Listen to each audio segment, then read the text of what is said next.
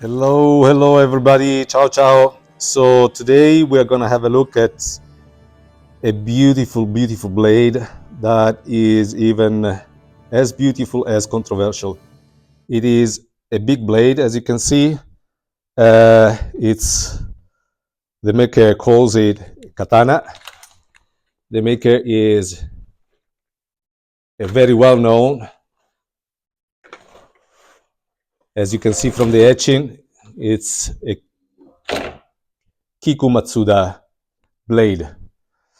Very well known for his grinding work that he does, and this is his first katana.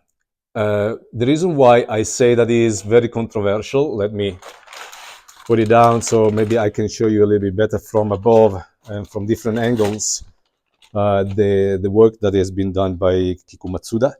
The reason why I say it's controversial is because the the name that he gave to this blade, which is Katana.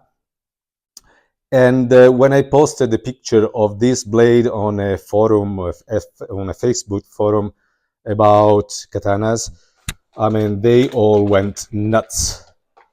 So the reason why most people would not consider this a katana is, first of all, a very simple dimensional reason. Basically, this is too short to be a katana.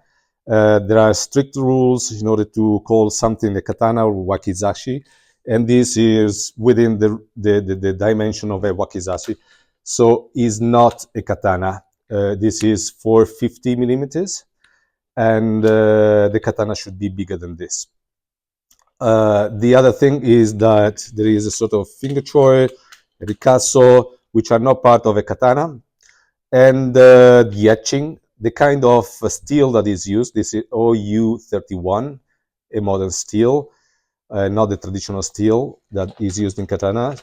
And the handle, this is a micarta, and the shape is not the right shape.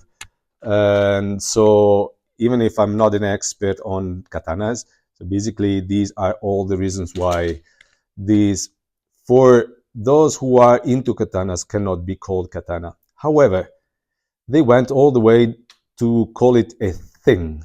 So not even a sword. They called it at times a fantasy sword, and fantasy in the knife community is always a derogative term. It's never a compliment. Although we all use fantasy when we try to do something new and something beautiful. Anyway, let's remember though that this was made by a very well-known and very good knife maker. The name is Kiku Matsuda. He is almost 40 years into the blade grinding work, fifth generation knife grinder. And not just that, but 400 years ago, his ancestors were samurais who fought in the Sekigahara battle, one of the most important battles of Japanese history. So basically, he has some curriculum, to back the name of katana. Not just that, okay, Kiku is very well known for this kind of work. I'm going to try to show you this kind of grinding. Basically, the grinding is, I mean, all of you might have seen what sharpening is in a knife. Basically, is working the edge. Think that work is being done all the way through the blade. But what is difficult is to create this kind of non-angle, I mean, or a convex angle.